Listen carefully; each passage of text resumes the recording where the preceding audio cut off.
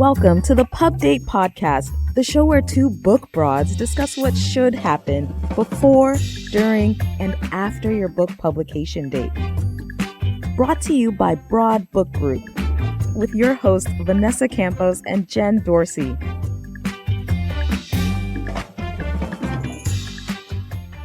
Happy Friday. So today is a very special day. We have someone who I believe Jen and I have both worked with on several projects throughout several publishers and even indie clients. We're welcoming Marissa Eigenbrood of Smith Publicity. Welcome, Marissa. Thank you so much, Vanessa. I'm so excited to be here today. We're missing Jen, of course, but excited for the two of us to have an awesome conversation and talk all things book publicity and marketing and everything in between. Yes. So let me introduce you to the good people of the podcast listening audience. So Marissa I'm sorry, did I see that you got promoted as president? Oh my goodness. Well, I mean, breaking news. I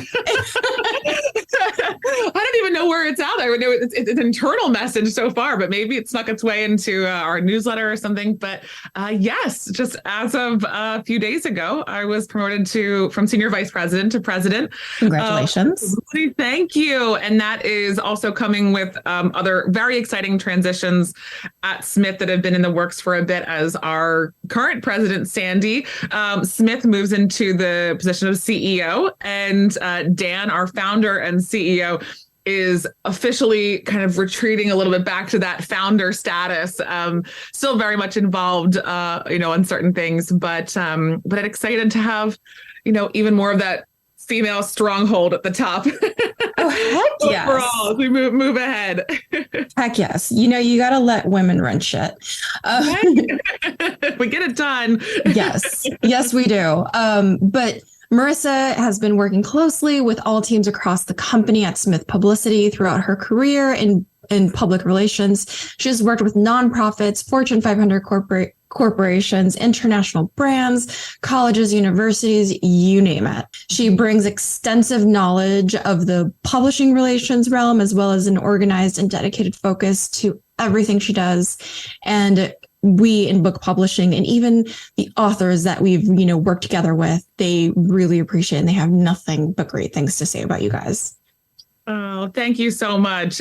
The one thing I love about working in publishing and the publicity side, the marketing side of publishing, is that you just get to meet so many different people from so many different walks of life and facets of the world. And it's like, we're so not just limited to those who are part of the publishing community, but all of the incredible creatives and experts and thought leaders that are out there in the world. So we constantly joke at Smith that we are all really good at the Trivial Pursuit and Jeopardy, because we know a little bit about a lot of different things from the many different people that we get to experience and work with along the way.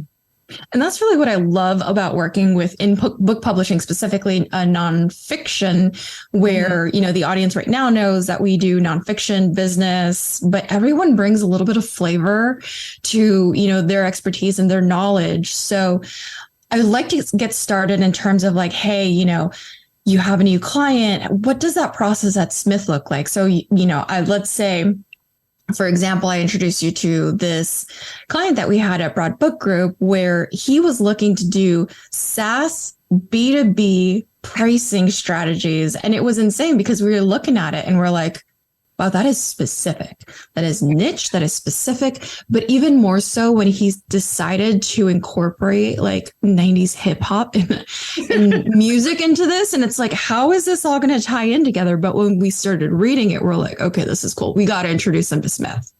Right. Absolutely. Yeah. Shout out Marcos. Yes. But that's there. We always like to say there are riches and niches. And I think that's such a special part about this project, is that, most people might say, oh my gosh, it's so unique, and there's such unique target audiences here. And, there definitely were broader strokes, though, that as we got to know, Marcos, we got to know the book and read through the content, there were broader strokes to it that could apply to some more general audiences that allowed us to think beyond the SaaS world. But also knowing that was such a key space for him, and knowing that that's where the decision makers really lied with his project, we could then say, okay, well, what are the podcasts? What are the blogs? What are those really key, target audience media outlets that we can zero in on in our work together? And so that's, kind of going to your question, the start of our work with anyone is asking, I always ask 3 key questions to say, why this book and why now? That's kind of one question together. Like, why is this book need to come out now as part of not only just your excitement about the messaging, but the role that it's going to play in your overall expert brand platform? And then I want to know about, what are your goals for this book? Are they to become a New York Times bestseller or to sell a certain number of copies? Or are they to use the book as a business card for more speaking and consulting or new business clients? Diving into those goals together is so helpful. And then the third one is who is this book for? So it's kind of the why, what do you hope to achieve through it? And then the who is it for? And I think that those 3 key questions are something that so a lot of times when we kind of get the chance to jump in and have those conversations, authors haven't had to think about that kind of 30,000 foot view more recently because they've been in the depths of the content of the book and the line by line research and editing and going through everything. So it's great to kind of, at that time with marketing and publicity, take the step back to the beginning of the process and really, think about, why am I doing this? Who is it for? What do I want to be sharing? And that should then dictate not only what we're doing on the publicity side, but all the ways you're talking about the book through your marketing channels and your networks as well. Yes. So much to that. Yes. And when we start working with an author who thinks they have an idea, we like to ask the same questions. And then we encourage, and I think a lot of entrepreneurs and authors who are entrepreneurs are looking to write that first book. We encourage them to look at this as like, okay, this is a new product. This is your business plan, and continue to go back to your why, because that's really not just going to be like your powering move, but also the reason why you continue to do it, because it's daunting. It's a long process. 100%. Yeah. It is a marathon versus a sprint for sure. And oh my God, yes. And even I love that in working alongside you and Jen and other publishers and such too, that publication date is important. We want to celebrate that, especially from a marketing perspective in how you engage your networks and get those, around you excited to support the book, drive pre-orders, all of those important aspects. But, in a lot of those goals that extend beyond just book sales, it should be, the publication date shouldn't be the end all be all. And that's the first day the book is available to the world. I like to think of it as like the book birthday, where it just gets to grow and evolve and get bigger from there. And so I think that when you're really clear on, the fact that this is going to be a process, this is going to take time, it allows you to think about, not just everything up to that one date and put all this pressure on this one day, but really think about the long-term opportunities that lie ahead with the book and the content within it. Right. Well, what I was going to ask is, to your point about, the pub date being such an important date for a lot of authors, in working with traditional publishing and individual authors who are self-publishing, that pub date becomes a little bit of a moving target, especially in self-publishing. And, to date, with everything that's going on with all the delays with paper and everything right now with traditional publishing, it's always a moving target. But do you find that, a lot more authors are looking for your help toward that pub date? And do you offer services after the pub date as well? Like, is there a limit to when you can start working with an author? You kind of, to answer that last question first, Vanessa, there's not. And I think what's the key to it is alignment of expectations and alignment of goals together, depending upon when we're starting our work together. So, there are some areas of the media and the traditional media world that are still regulated, if you will, or restricted by certain timelines and guidelines as to what they'll consider when. So what I mean by that is, if you really want to give your book the chance to potentially be reviewed in the Wall Street Journal book review section, I want to emphasize there, it doesn't mean the, person who covers economics, editor, or this, because there could be other opportunities with them, that really book-centric coverage, then that you really have to make sure you're beginning with, early review copies of the book and such available, at least 4 months prior to publication date. When the target moves around a bit then with that publication date, it can cause some hiccups sometimes in the book-centric coverage that we might see land right around publication date. But usually, a lot of media is flexible to that. But I also like to say that, that this type of coverage we're talking about is such a small pocket of media. And I think that when, again, an author can kind of go into the process, not putting all this pressure on seeing this fanfare around one particular day or the week of publication, and to understand that there's great benefit to that coverage coming forth a little bit before the book comes out, after, and very much after the book comes out too, for months after the book comes out. Mm-hmm. That's ideal. You're just showing the relevancy of it beyond just that one particular moment in time. And so, again, I like to always just make sure we're always fully transparent in that there are very select media opportunities that live within these guidelines. But most things outside of that are going to be flexible. And that's why we can work with individuals at all different stages of their book launch process. There's one project I'm talking to, their book came out just a week ago, and they've got some amazing marketing things going on right now.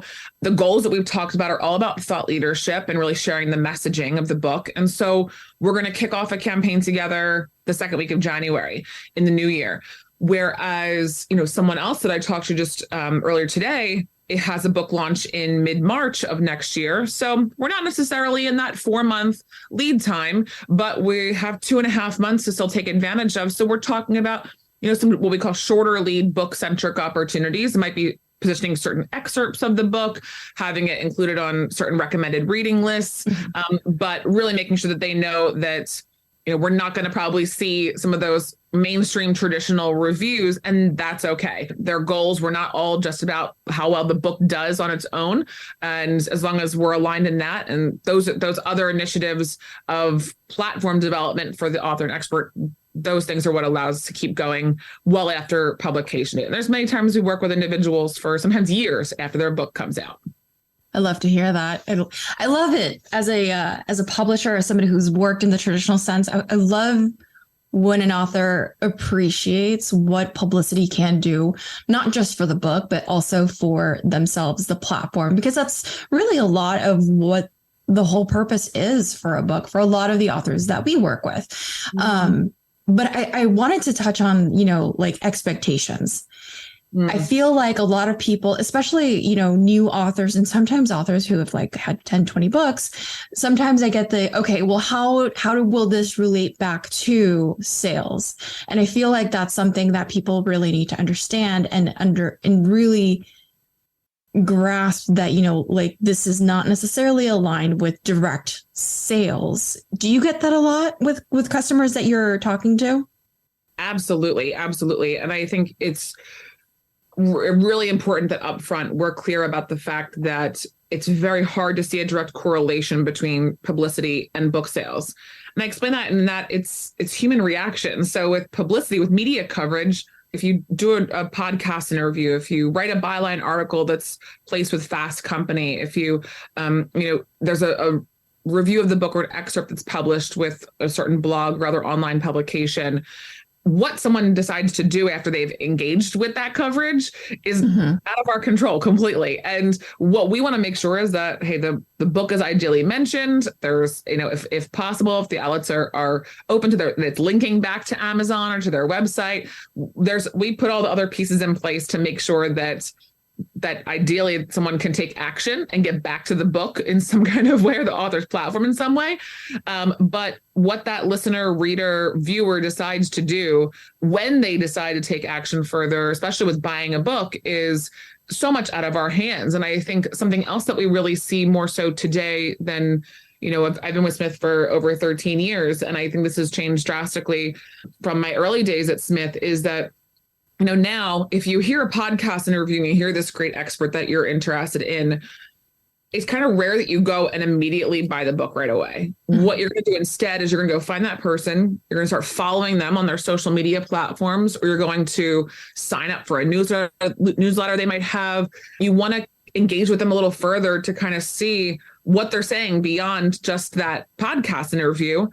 And then after you've seen the consistency and kind of build a little bit of trust with that person, that's when you want to give them your money, for for lack of a better phrase, that's when you want to potentially invest in that relationship, as I do air quotes over here, further, buying their book or a course they might have, or reaching out for speaking opportunities, or whatever that next step action might be. And I think that wasn't the case years ago, where I think people might jump into buying it as much, but because of the importance of building that trust and the person behind the book and the messaging and getting to know that individual, it's so important that that authors understand, that the publicity piece is great and it builds awareness, but we place so much emphasis nowadays on those marketing channels and what you have on the other side. It's actually, do you have your Sunday best on when it's time for publicity? Are you consistently sharing your thought leadership through social media platforms or select platforms? You don't need to be on all of them. Do you have the right information about your book, about your offerings and your website? A lot of times we work through some marketing consultation and discussions with authors before we begin publicity, which has been something that's really grown and evolved over, I would say, the last, 5+ years here at Smith, because those pieces are so critically important to seeing people take action on the other side. And I think too, with regards to book sales, those platform building opportunities, the speaking, the consulting, they often lead to more sales than just individual sales do, because you're able to get those bulk sales coordinated a lot of the time. And so again, just further confirms the importance of that author platform and being ready to engage with those audiences when they're brought back to you. Yes, absolutely. And I definitely want to piggyback on that. I love the work and really the placements that you've gotten a lot of the authors that we've worked with. But one thing that I always want to, and I always reiterate with our, the authors and our clients is, just because it's there and it's on their platforms doesn't mean that your job is done. Marketing is consistent. Like you had said earlier, it's a marathon. It's definitely a marathon and not a sprint. And the beautiful thing about taking all of these wonderful placements and book excerpts and really building up on that thought leadership is, I think I heard this somewhere, you call it the Gary Vaynerchuk way. You take an article and you splice it and you dice it. And yes, you are sending people to the same link, but you also have to think about over the last 5 years, one PR publicity press release would have been enough. But now you have to every minute of every hour. I heard somewhere that's if you want to be good at Pinterest, you have to post 20 to 30 times a day. And I'm like, oh, don't be on Pinterest then. That's a lot. Be where your audience is. Right, exactly. and some people think, I don't want to keep asking. But the reality is that if you're looking at the platform is, sure, you're posting 5 times a day, but is that one person that is your potential client going to see all 5 of those? Chances are no. Mm-hmm. No, Chances exactly. Yeah. And that's it. When it comes to marketing, I think, really being clear on where your audience lives and spending your time there is so important. You don't need to be everything for everyone, because it's not only going to be overwhelmed by trying to keep up with that, but yes, you're going to water down what you're saying across all those platforms, and you're not going to be as impactful. I mean, just for even me personally, I spend a lot of time on LinkedIn and just sharing content there. And I usually try to stick to 3 posts a week. It's not 3 posts every day. It's not a ton of commitment. It still takes time. It's something that I don't take lightly in that way, but it is there. That consistency still is important to whatever platform you do commit to. And I love what you said about those media placements, is that it's not just the one time. Publicity is great in building discoverability, is great for SEO purposes, so that when people, happen to Google, author of Vanessa Campos, what's coming up as the results for that. And we want to see as many of those placements as possible, of course, and diversity to those placements too. I think that's so critical. But, that publicity is just further maximized and further amplified when it's being shared through those marketing channels, and when it's reused and recycled in many different instances, like you said, the Gary Vaynerchuk, example there. And I just talked to an author the other day where she had a plan to kind of roll out talking about her media placements that were coming in kind of hot and heavy from our work together, and everything was kind of hitting. And she's like, oh, I just don't want it to all be media placements. And so I said, it doesn't have to be. You don't have to just share it in the moment that it happens, but, save that. And there could be breaking news, in some kind of way about a company next week or a month from now, where that one point you made in that one podcast interview really kind of applies to that situation. That's a great opportunity to reshare that podcast interview, repurpose it. And so you're not having to always get new all the time either, but you keep reusing those links and the content within those links for other purposes. Right. I always like to remind people that sometimes it's not the latest and greatest. It's something that's maybe resonated with the audience time and time again that really keeps you at the forefront. I know that, I think we first met when I was working at Entrepreneur, and I was always flabbergasted at the fact that the number one article for the entire media site was actually a list of 55 different businesses that you could start because they had their Start Your Own series. And it was the number one thing. And it was just like, well, let's splice it and dice it. And we did that. And it just continued to be number one in terms of that. So, I mean, it really isn't like, to your point, it's like something hit, something's relevant, something that is relevant to your book and what have you. So I love this conversation because I love bouncing ideas off of people like you. And This is wonderful for me. That number article you said there too with Entrepreneur, we've seen that with a particular article from our blog on the Smith website. We actually turned it into like a separate website page because of what it did for SEO and everything. But I think it started off as like the 99 book marketing tips. And I mean, there's like really basic stuff in there that, again, a lot of times we're pulling out and turning into other pieces. And each year we've changed it to like 101, 102, just add another one to it, and it refreshes and it does all this amazing stuff for SEO and just kind of rankings and things. But it also just continues to give us more and more content to tap back into over time. And again, it just further proves that it's not for Entrepreneur. It's not like the article by, I don't know, Marshall Goldsmith, if he wrote one. Like, let's say, love Marshall Goldsmith, but like, it's not like because Marshall Goldsmith's name is on it. It was just this like content, like highly packed content piece that did the trick. Absolutely. So I do want to ask you, so earlier we had talked about, how somebody starts working with you guys and how you have these 3 questions that you always ask. It's the why you're writing this, why now, and who's your audience. Is there anything that in terms of a response that kind of throws red flags that people can really take from this conversation and think like, okay, maybe I was thinking that, but maybe I need to reconsider my mindset around book publishing and publicity? Yeah, I will say that the lovely bestseller term, yes, I'm not referring to Amazon.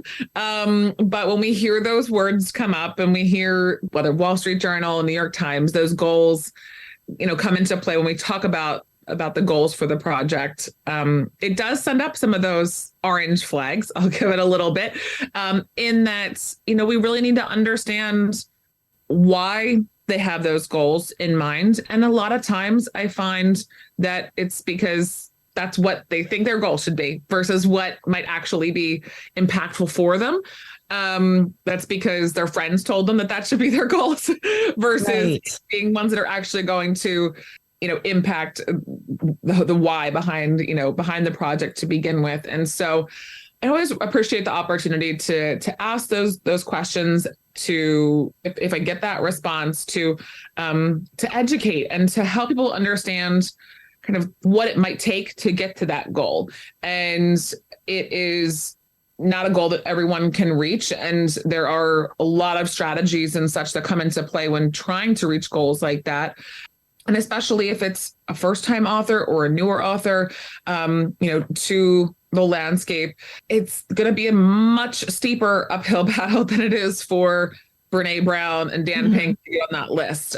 They've just got a lot of those necessary foundational elements, and more than the foundation, they've got the first and second floor built too. That house. They've got the penthouse. Yeah, exactly. They're already at the penthouse. They're like 25 stories up already in that. But yeah, they're probably going to get it because they just have all of these built-in pieces that are so important.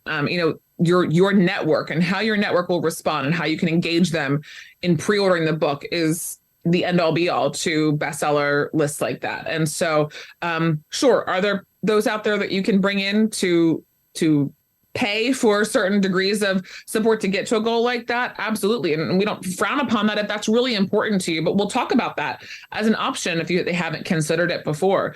If it's that important to them to potentially reach a bestseller list like that. So I would say that's, piece number one that sometimes can give us a bit of pause. The other thing that comes up sometimes is how much of a partner the author wants to be in the process of all of this. And, when we hear things like, well, I wrote the book, I don't really want to write a lot more after that, or I'm hiring you to do this for me. That's not how publicity works. That's not how marketing works anymore, especially. And I like to the your writing is certainly not done with the last page of the book. And there has to be a lot of collaboration and engagement with our authors that we work with. And, whether that's going to be in the form of content they're creating for our efforts with byline articles or op-eds or personal essays, depends on what space they come from. If it's around, hey, there's breaking news or immediate contact is wanting to get expert commentary for a piece, how quickly can they give us a quick soundbite of their thoughts? All of those things are really important to seeing a campaign be as successful as possible. So we really have to make sure there's alignment on their willingness to be a partner with us through that process as well. And brainstorm and things like that too. We're not the experts here. They are. We're the experts in publicity. We need to constantly dig those nuggets out of their brain beyond what's in the pages of the book. Oh, yeah. No, it's always amazing when you start talking to an author and they just say like, oh, haphazardly, I did this thing. It's like, that's amazing. Can we really grill down on that? And they're like, really? That's a good idea. I'm like, yeah, that's the basis. So it's always really interesting. Yeah, no, you never think about it until somebody comes in. And that's really what I love about working with Smith. It's that it's really a community effort. Mm-hmm. And it takes a village. And you heard it here, guys. The work is never done. No. The writing is never finished. And I've, as you heard here, Marissa is constantly writing and sharing content on her LinkedIn page. And if you don't follow her, please do. She's got a lot of really great things. And I did see that you guys are having a panel about, a review of 2022. Where can people go ahead and sign up for that? Sure. So we're doing, we had a webinar series that we launched around our 25th anniversary for 2022. And we're going to keep that going in 2023 on a quarterly basis. So our first one is January 11th. If you go to my LinkedIn, you'll find the event posted in there. And so you can sign up and we'll have the Zoom information sent out to everybody, right before. But that's going to include our 3 publicity managers talking about trends and what we expect to see moving ahead into 2023. So really excited. We love to just share knowledge and education wherever possible at Smith. So whether it's through my LinkedIn, our webinars, our newsletter, our blog, we have a podcast too. Yes. Yes. All those great things. We love to share our knowledge and the knowledge of others around us as much as we can. So there's a lot of great resources for that. Yeah. And that's really the key in finding your true partner in publicity and your book publishing. People who are willing to share the resources and not gatekeep. Oh, yeah. Listen, it's, as you said, it takes a village, and it takes a village to release a book and work toward the goals that we're talking about. And, if you ever find a one-stop shop in the world of publishing, buyer beware is all I have to say. You're building out your team, that you want everybody who focuses on certain areas versus trying to find someone who can do it all, because it's probably going to be better off the other way. Absolutely. Well, thank you so much, Marissa, for joining us today. We're definitely missing Jen today, but we will have you back on in the new year, and Jen will be with us. And, just thank you again. I really love our conversations. It's just like bouncing ideas back and forth. And this could really be like a few-hour situation, but we are limited on time. Well, thank you so much for having me. It was such a pleasure to be here. And again, always love chatting with you, Vanessa. It comes so easily every time, and happy to come back whenever the time's right. Perfect. Well, thank you so much to our producer, Paul Roberts of OC Talk Radio, and our executive producer, Emily Carpenter Pulskamp of Little Red Communications. Until next time. We hope that you gained some valuable insights into the world of book publishing. Head over to broadbookgroup.com to learn more about us and all our services. And be sure to check out all our social media at Broad Book Group. Until then, keep publishing.